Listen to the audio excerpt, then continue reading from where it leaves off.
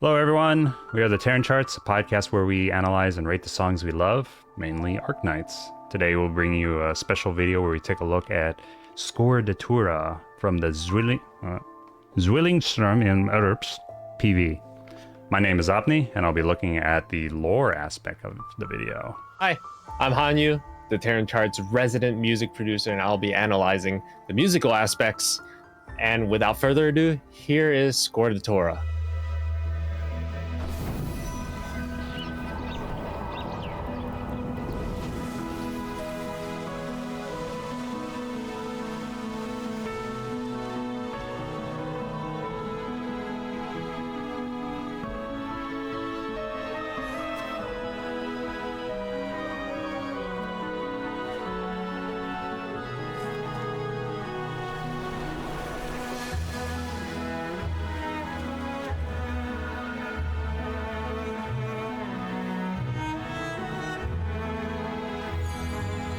So I want to set the theme where we're at right now, the setting. We are currently in Lithuanian in the year 1100, and by the brown leaves that are falling from the sky, essentially, we are in the autumn time. So what's happening here is that this event is happening after Near Light.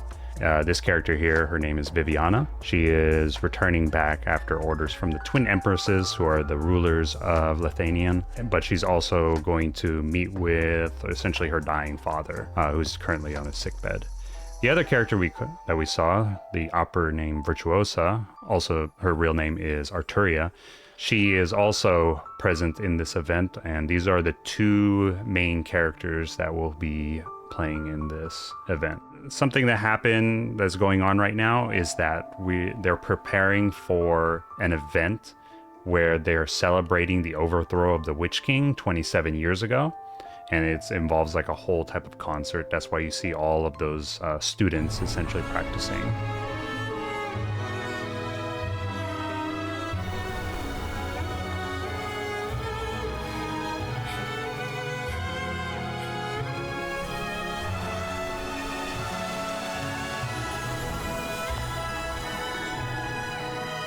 Something I want to note here, that you saw Arturia where she kind of swapped back and forth with Viviana, and the same thing where Viviana was in the position of Arturia. And so what that is that Arturia is acting kind of like a mirror in a way, where her art essentially reflects the ego and the desires of individuals. And so in this case, she's kind of saying like, this is what you could have been, or this is where you might have been at some point. And so that's why Viviana has a kind of like happy, almost like, oh, this is great. This is like a dream, almost like a dream come true. And so one of the things to note too is that Viviana, she's part of like a nobility, but as an illegitimate child.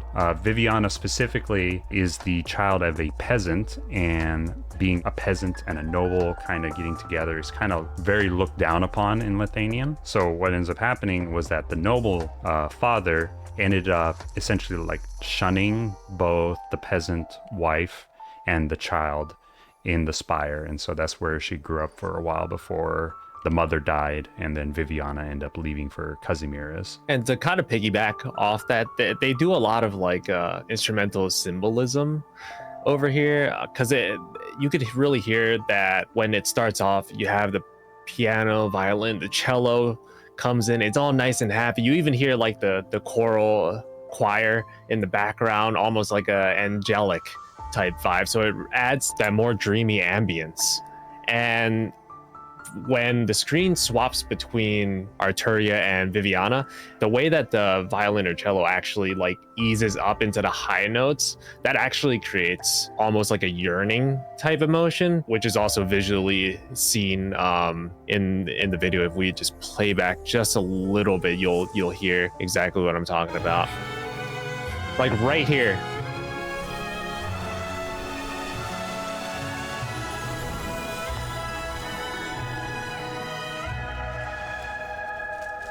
So it eases up there, creates this yearning, and then it's a sudden realization when everything kind of like disappears as she steps out.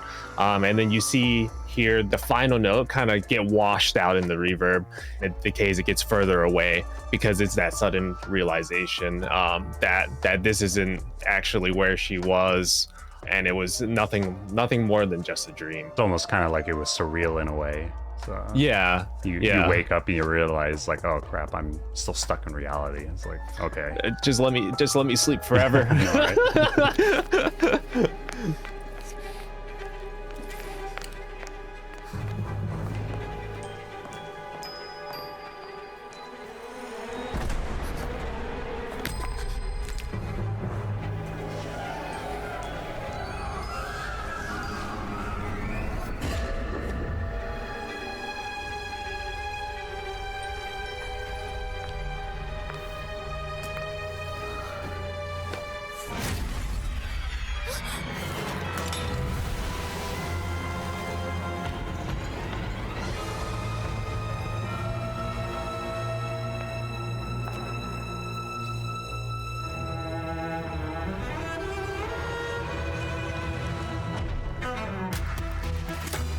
So I'm gonna pause it here because basically what we've just witnessed is a part 1 and a part 2 of a song.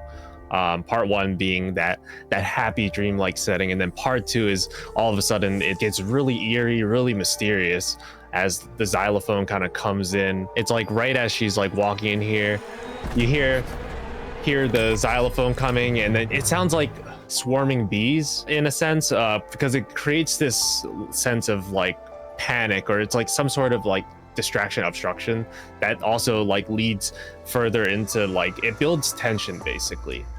And then they also end up using like a impact sound when Viviana's face is seen when it gets turned over.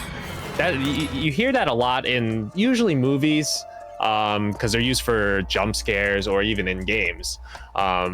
It's just they call it an impact literally because that's exactly what it is. It creates an impact. So it could be range from shattering glass counts as one, a car horn, anything that really gives you this like big feeling, or it just kind of like jumps out at you, which works really well in this, because that subsequently sounds like it leads into like a third part. So I feel like this might end up being kind of like a 3-part story, almost like Beethoven's Moonlight Sonata. That's a 3-part song. This song isn't nearly as long as that, but it definitely does feel like it's heading in that direction. That impact also definitely like scared me kind of in a way as well. Yeah.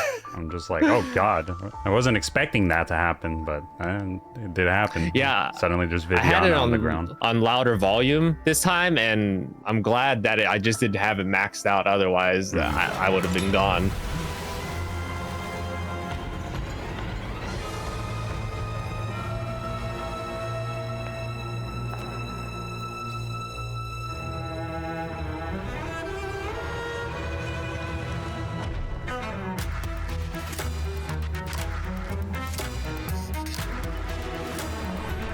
I want to pause real briefly here, but that shadow that you see there in the background, that is the shadow of Ebenholz. He's also part of this story. There's 4 of them. So you have Arturia, Viviana, Executor, and Ebenholz. I don't know why I keep trying to say Ebenholz. So those are the 4 main characters, and so there's a reason why he's appearing here. And this is actually where the third part of the song starts. It starts with the cello. That's where the clock comes in. It gives an effect almost like you're racing against time.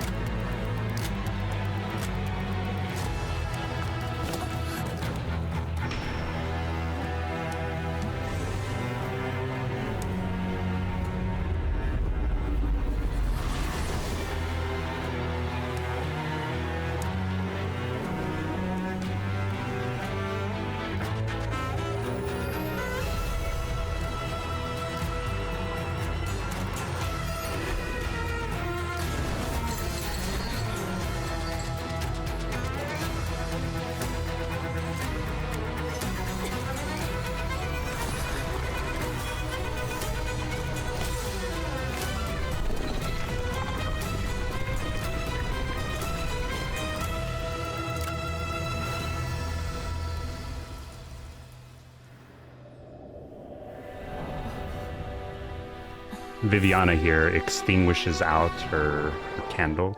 So remember, her title as a knight in Casimirs is the Candle Knight, specifically because she uses a candelabra to help her with her light and shadow arts, essentially kind of like a manipulation in a way. And so in this case, like the quote that is usually associated with her is that, like the chivalrous knights that she admires in her storybooks, because she read a lot of books as a child, her candlelight will never flicker, but burns bright like a blazing sun. So what I'm speculating here, essentially, because she extinguishes the candle, she's kind of like lowering her guard, kind of like, I've finally found you, essentially, and now we can finally talk, is what I feel like they are alluding here. And that makes sense because the song actually comes almost to a resolution.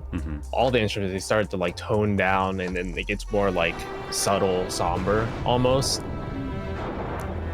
But let's see what happens in the end.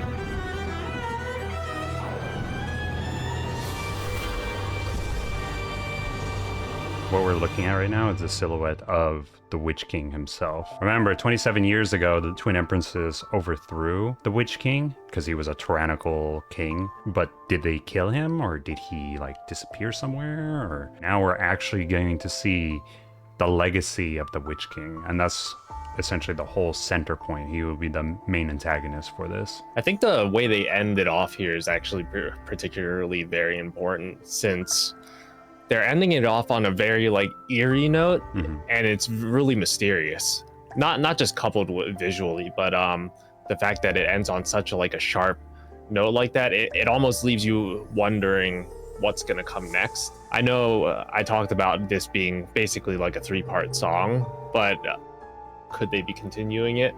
There could be a number of parts that could be added on here to kind of tell the full story, but the way that they've chosen to end it off, which makes sense because it's an event teaser trailer, they're doing it to create this mysterious ambience. It sucks you in. Some of the sound effects like the thunder, you might not hear that in the actual song itself if you're listening on Spotify, but all those sound effects, it kind of builds the final picture of what they're trying to portray. But that was Scordatura. If you liked our analysis, be sure to check us out on Twitch every other Saturday at 9 p.m. PDT. Thank you very much for watching. We are the Terran Charts. And we'll see you soon. Bye-bye now.